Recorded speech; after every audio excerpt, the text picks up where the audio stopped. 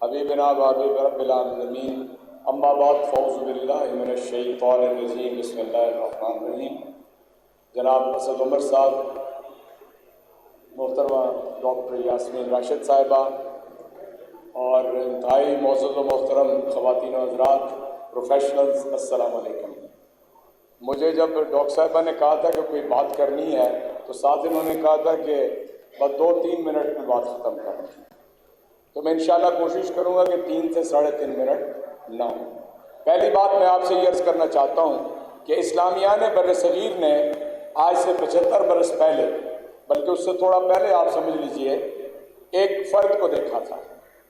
اس بر صغیر کے اندر بہت بڑے بڑے لیڈرز موجود تھے، علماء تھے، مفسرین تھے، محدثین تھے، بڑے بڑے پیران کرام تھے، مشائخ عظام تھے، اور جو بھی آپ کہہ لیجئے علماء کرام تھے، لیکن جس شخص نے اسلامیان بر صغیر کو متحد کیا اس کا نام محمد علی جناح تھا، اور وہ سب سے بڑا مسلمان ہے بر صغیر۔ اور 75 برس بعد جس شخص نے ایک مرتبہ پھر پاکستان کے لوگوں کو جمع کیا ہے اس کا نام ہے عمران خان۔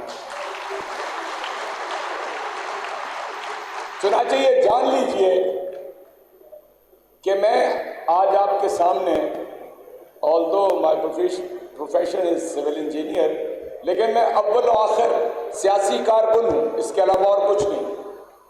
اور ہر وہ شخص کہ جو آج اس ڈیفائننگ مومنٹ پہ تاریخ کے نازک ترین موڑ کے اوپر اپنے آپ کو سیاسی نہیں بناتا، وہ پھر عمران خان کے کہنے کے مطابق جانور ہے، انسان نہیں۔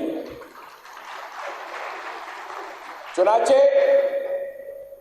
آج اس بات کا تقاضا ہے کہ اس وقت پاکستان آزاد ہوا تھا، آج پاکستان کی تکمیل ہوگی، اور یہ محض ایک تبدیلی نہیں ہے، یہ ایک نرم انقلاب ہے۔ پاکستان میں اس سے پہلے یہ اصطلاح استعمال ہو چکی ہے، لیکن کوئی لیڈر اس قابل نہیں تھا کہ جو پاکستان کے اندر نرم انقلاب لے کے آئے۔ عمران خان وہ لیڈر ہے کہ وہ اس نرم انقلاب کو لے کے آیا ہے۔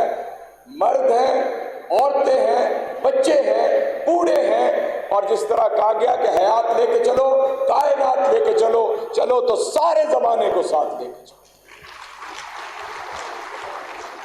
اور آخری بات کہہ کے آپ سے اجازت چاہوں گا کہ یہ پاکستان واحد دنیا کی، اسلامی دنیا کی واحد ایٹمی قوت ہے، اور ہمارے پاس وقت بہت کم ہے۔ یعنی سارے لوگ اس بات کو سمجھ لیں کہ پورا استعمار، پورا سامراج، اس کا مرکزی نقطہ یہ ہے کہ پاکستان